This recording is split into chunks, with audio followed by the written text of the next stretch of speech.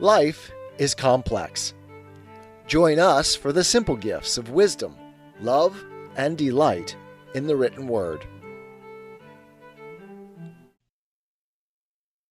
The Everlasting Man by G.K. Chesterton. Prefatory note. This book needs a preliminary note that its scope be not misunderstood. The view suggested is historical rather than theological, and does not deal directly with a religious change, which has been the chief event of my own life, and about which I am already writing a more purely controversial volume. It is impossible, I hope, for any Catholic to write any book on any subject, above all this subject, without showing that he is a Catholic. But this study is not specially concerned with the differences between a Catholic and a Protestant. Much of it is devoted to many sorts of pagans, rather than any sort of Christians. And its thesis is that those who say that Christ stands side by side with similar myths, and his religion side by side with similar religions, are only repeating a very stale formula, contradicted by a very striking fact. To suggest this, I have not needed to go much beyond matters known to us all. I make no claim to learning, and have to depend for some things, as has rather become the fashion, on those who are more learned. As I have more than once differed from Mr. H. G. Wells in his view of history, it is the more right that I should here congratulate him on the courage and constructive imagination which carried through his vast and varied and intensely interesting work, but still more on having asserted the reasonable right of the amateur to do what he can with the facts which the specialists provide. Introduction. The plan of this book. There are two ways of getting home, and one of them is to stay there. The other is to walk round the whole world till we come back to the same place, and I tried to trace such a journey in a story I once wrote. It is, however, a relief to turn from that topic to another story that I never wrote. Like every book I never wrote, it is by far the best book I have ever written. It is only too probable that I shall never write it, so I will use it symbolically here, for it was a symbol of the same truth.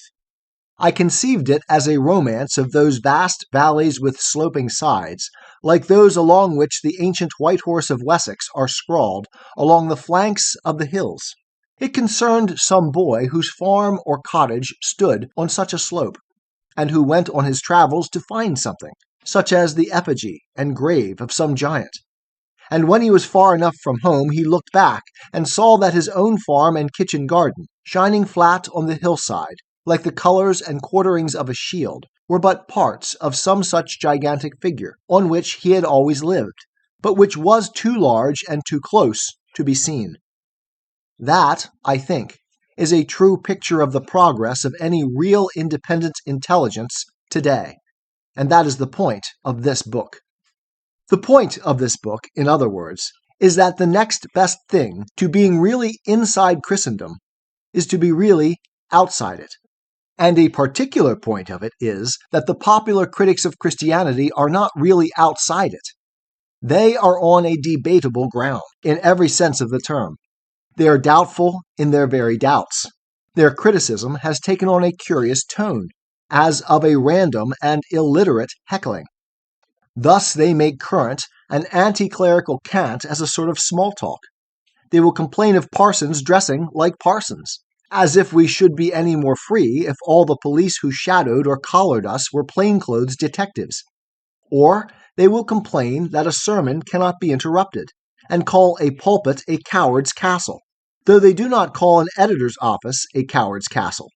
It would be unjust both to journalists and priests, but it would be much truer of journalists. The clergyman appears in person and could easily be kicked as he came out of church. The journalist conceals even his name, so that nobody can kick him. They write wild and pointless articles and letters in the press about why the churches are empty, without even going there to find out if they are empty, or which of them are empty. Their suggestions are more vapid and vacant than the most insipid curate in a three-act farce, and move us to comfort him after the manner of the curate in the Bab ballads. Your mind is not so blank as that of Hopley Porter. So we may truly say to the very feeblest cleric, your mind is not so blank as that of indignant layman, or plain man, or man in the street, or any of your critics in the newspapers, for they have not the most shadowy notion of what they want themselves, let alone of what you ought to give them. They will suddenly turn round and revile the Church for not having prevented the war, which they themselves did not want to prevent, and which nobody had ever professed to be able to prevent, except some of that very school of progressive and cosmopolitan skeptics who are the chief enemies of the Church. It was the anti-clerical and agnostic world that was always prophesying the advent of universal peace. It is that world that was, or should have been, abashed and confounded by the advent of universal war. As for the general view that the Church was discredited by the war, they might as well say that the ark was discredited by the flood. When the world goes wrong, it proves rather that the Church is right. The Church is justified, not because her children do not sin, but because they do. But that marks their mood about the whole religious tradition. They are in a state of reaction against it. It is well with the boy when he lives on his father's land, and well with him again when he is far enough from it to look back on it and see it as a whole. But these people have got into an intermediate state, have fallen into an intervening valley from which they can see neither the heights beyond them nor the heights behind. They cannot get out of the penumbra of Christian controversy. They cannot be Christians, and they cannot leave off being anti-Christians. Their whole atmosphere is the atmosphere of a reaction, sulks, perversity, petty criticism. They still live in the shadow of the faith, and have lost the light of the faith. Now, the best relation to our spiritual home is to be near enough to love it. But the next best is to be far enough away not to hate it. It is the contention of these pages that while the best judge of Christianity is a Christian, the next best judge would be something more like a Confucian. The worst judge of all is the man now most ready with his judgments, the ill-educated Christian turning gradually into the ill-tempered agnostic, entangled in the end of a feud of which he never understood the beginning, blighted with a sort of hereditary boredom with he knows not what, and already weary of hearing what he has never heard. He does not judge Christianity calmly as a Confucian would. He does not judge it as he would judge Confucianism. He cannot, by an effort of fancy, set the Catholic Church thousands of miles away in strange skies of mourning and judge it as impartially as a Chinese pagoda. It is said that the great St. Francis Xavier, who very nearly succeeded in setting up the church there as a tower overtopping all pagodas, failed partly because his followers were accused by their fellow missionaries of representing the 12 apostles with the garb or attributes of Chinamen. But it would be far better to see them as Chinamen and judge them fairly as Chinamen than to see them as featureless idols merely made to be battered by iconoclasts, or rather, as cockshies to be pelted by empty-headed cockneys. It would be better to see the whole thing as a remote Asiatic cult, the mitres of its bishops as the towering headdresses of mysterious bonzes, its pastoral staffs as the sticks twisted like serpents carried in some Asiatic procession, to see the prayer book as fantastic as the prayer wheel, and the cross as crooked as the swastika. Then, at least, we should not lose our temper as some of the skeptical critics seem to lose their temper, not to mention their wits. Their anti-clericalism has become an atmosphere of negation and hostility, from which they cannot escape. Compared with that, it would be better to see the whole thing as something belonging to another continent, or to another planet. It would be more philosophical to stare indifferently at bonzes than to be perpetually and pointlessly grumbling at bishops. It would be better to walk past a church as if it were a pagoda than to stand permanently in the porch, impotent either to go inside and help or to go outside and forget. For those in whom a mere reaction has thus become an obsession, I do seriously recommend the imaginative effort of conceiving the 12 apostles as Chinamen. In other words, I recommend these critics to try to do as much justice to Christian saints as if they were pagan sages. But with this, we come to the final and vital point. I shall try to show in these pages that when we do make this imaginative effort to see the whole thing from the outside, we find that it really looks like what is traditionally said about it inside. It is exactly when the boy gets far enough off to see the giant that he sees that he really is a giant. It is exactly when we do at last see the Christian church afar, under those clear and level eastern skies, that we see that it is really the church of Christ. To put it shortly, the moment we are really impartial about it, we know why people are partial to it. But this second proposition requires more serious discussion, and I shall here set myself to discuss it. As soon as I had clearly in my mind this conception of something solid in the solitary and unique character of the divine story, it struck me that there was exactly the same strange and yet solid character in the human story that had led up to it, because that human story also had a root that was divine. I mean that just as the church seems to grow more remarkable when it is fairly compared with the common religious life of mankind, so mankind itself seems to grow more remarkable when we compare it with the common life of nature. And I have noticed that most modern history is driven to something like sophistry, first to soften the sharp transition from animals to men, and then to soften the sharp transition from heathens to Christians. Now, the more we really read in a realistic spirit of those two transitions, the sharper we shall find them to be. It is because the critics are not detached that they do not see this detachment.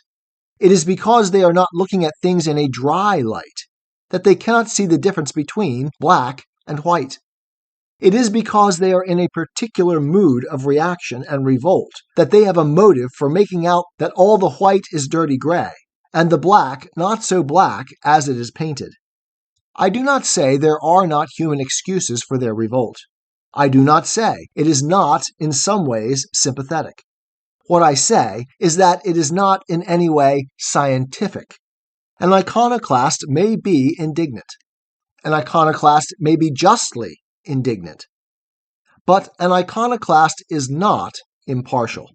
And it is stark hypocrisy to pretend that 9/10 of the higher critics and scientific evolutionists and professors of comparative religion are in the least impartial. Why should they be impartial? What is being impartial when the whole world is at war about whether one thing is a devouring superstition or a divine hope? I do not pretend to be impartial in the sense that the final act of faith fixes a man's mind because it satisfies his mind. But I do profess to be a great deal more impartial than they are, in the sense that I can tell the story fairly, with some sort of imaginative justice to all sides, and they cannot. I do profess to be impartial in the sense that I should be ashamed to talk such nonsense about the Lama of Tibet as they do about the Pope of Rome, or to have as little sympathy with Julian the Apostate as they have with the Society of Jesus. They are not impartial. They never by any chance hold the historical scales even. And above all, they are never impartial upon this point of evolution and transition. They suggest everywhere the gray gradations of twilight, because they believe it is the twilight of the gods. I propose to maintain that whether or no it is the twilight of the gods, it is not the daylight of men. I maintain that when brought out into the daylight, these two things look altogether strange and unique, and that it is only in the false twilight of an imaginary period of transition that they can be made to look in the least like anything else. The first of these is the creature called man, and the second is the man called Christ.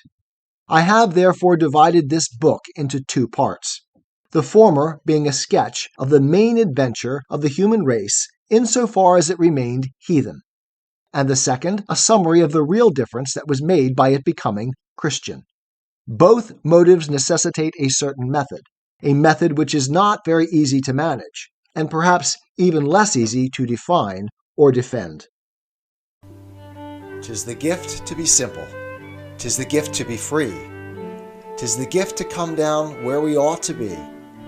And when we find ourselves in the place just right, 'twill be in the valley of love and delight. When true simplicity is gained, to bow and to bend, we will not be ashamed. To turn will be our delight, till by turning, we come round right.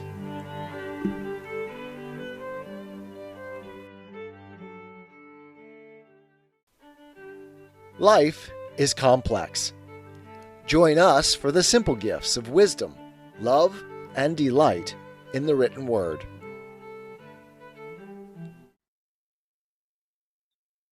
The Everlasting Man by G.K. Chesterton. Introduction. The plan of this book.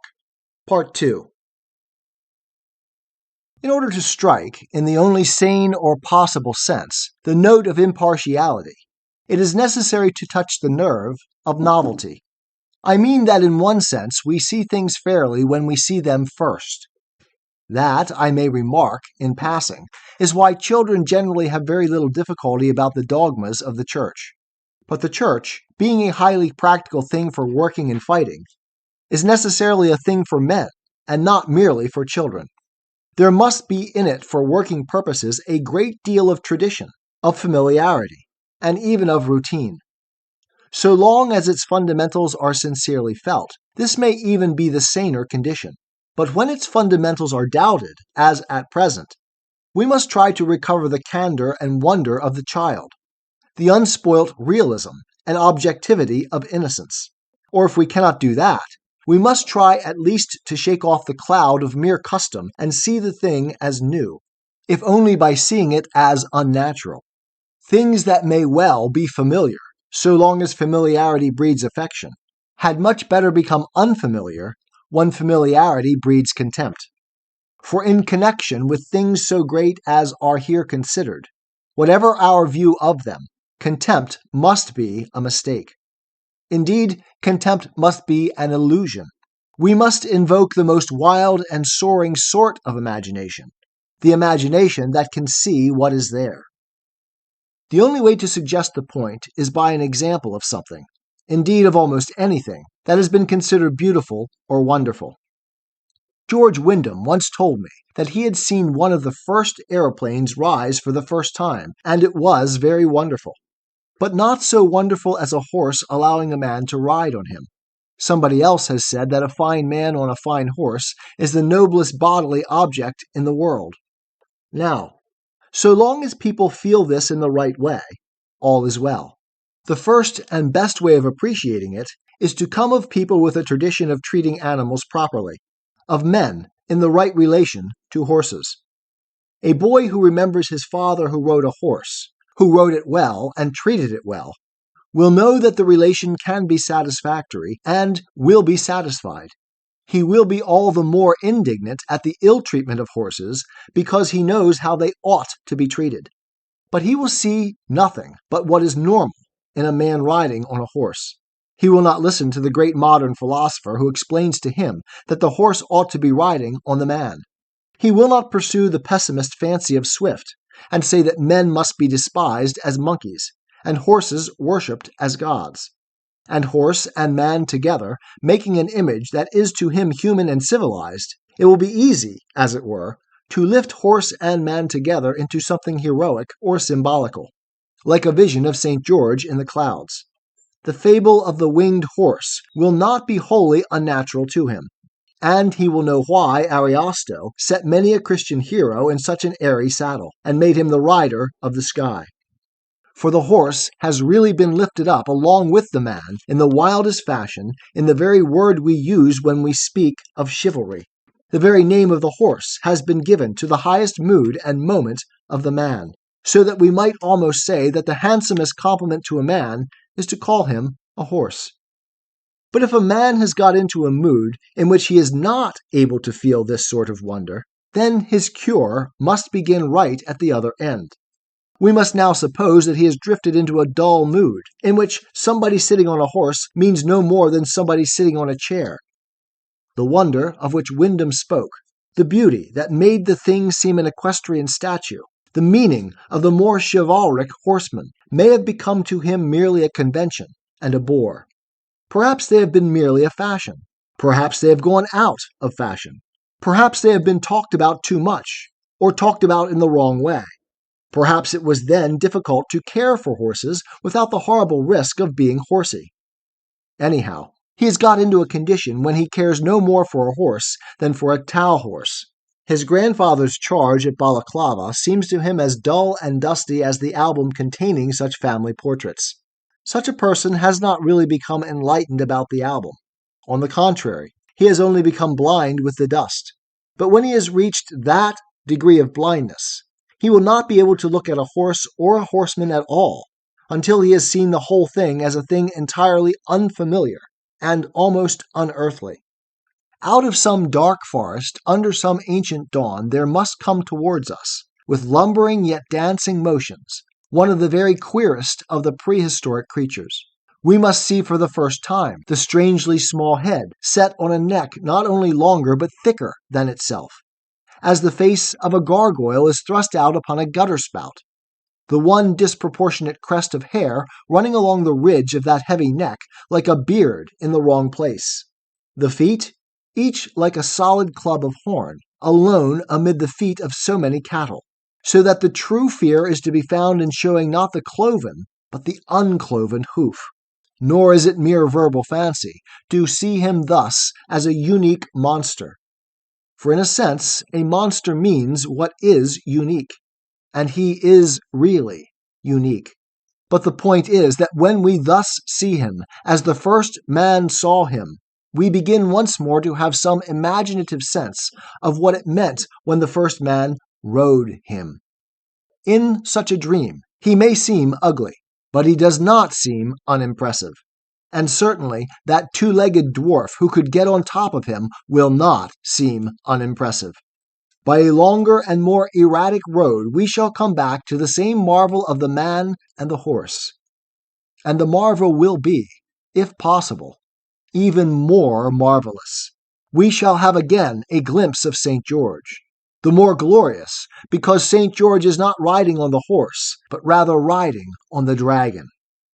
In this example, which I have taken merely because it is an example, it will be noted that I do not say that the nightmare seen by the first man of the forest is either more true or more wonderful than the normal mare of the stable seen by the civilized person who can appreciate what is normal. Of the two extremes, I think on the whole that the traditional grasp of truth is the better. But I say that the truth is found at one or other of these two extremes, and is lost in the intermediate condition of mere fatigue and forgetfulness of tradition. In other words, I say it is better to see a horse as a monster than to see it only as a slow substitute for a motor car. If we have got into that state of mind about a horse as something stale, it is far better to be frightened of a horse because it is a good deal too fresh. Now, as it is with the monster that is called a horse, so it is with the monster that is called a man. Of course, the best condition of all, in my opinion, is always to have regarded man as he is regarded in my philosophy. He who holds the Christian and Catholic view of human nature will feel certain that it is a universal, and therefore a sane view, and will be satisfied. But if he has lost the sane vision, he can only get it back by something very like a mad vision. That is, by seeing man as a strange animal and realizing how strange an animal he is. But just as seeing the horse as a prehistoric prodigy ultimately led back to, and not away from, an admiration for the mastery of man, so the really detached consideration of the curious career of man will lead back to, and not away from, the ancient faith in the dark designs of God. In other words, it is exactly when we do see how queer the quadruped is that we praise the man who mounts him, and exactly when we do see how queer the biped is that we praise the providence that made him. In short, it is the purpose of this introduction to maintain this thesis: that it is exactly when we do regard man as an animal that we know he is not an animal.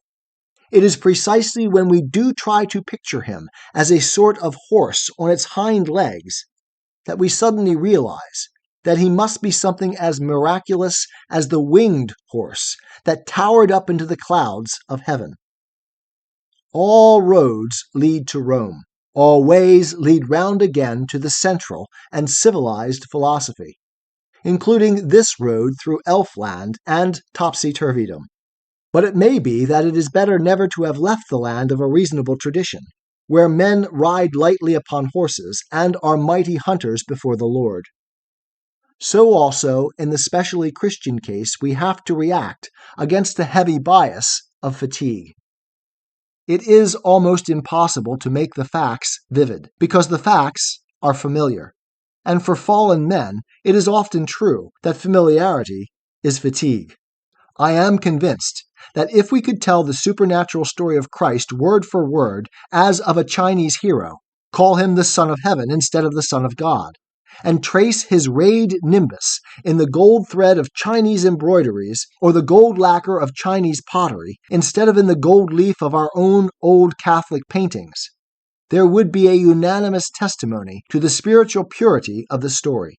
We should hear nothing then of the injustice of substitution, or the illogicality of atonement, or the superstitious exaggeration of the burden of sin, or the impossible insolence of an invasion of the laws of nature. We should admire the chivalry of the Chinese conception of a god who fell from the sky to fight the dragons and save the wicked from being devoured by their own fault and folly. We should admire the subtlety of the Chinese view of life, which perceives that all human imperfection is in very truth a crying imperfection. We should admire the Chinese esoteric and superior wisdom, which said there are higher cosmic laws than the laws we know. We believe every common Indian conjurer who chooses to come to us and talk in the same style. If Christianity were only a new Oriental fashion, it would never be reproached with being an old and Oriental faith. I do not propose in this book to follow the alleged example of St. Francis Xavier with the opposite imaginative intention, and turn the 12 apostles into mandarins, not so much to make them look like natives, as to make them look like foreigners.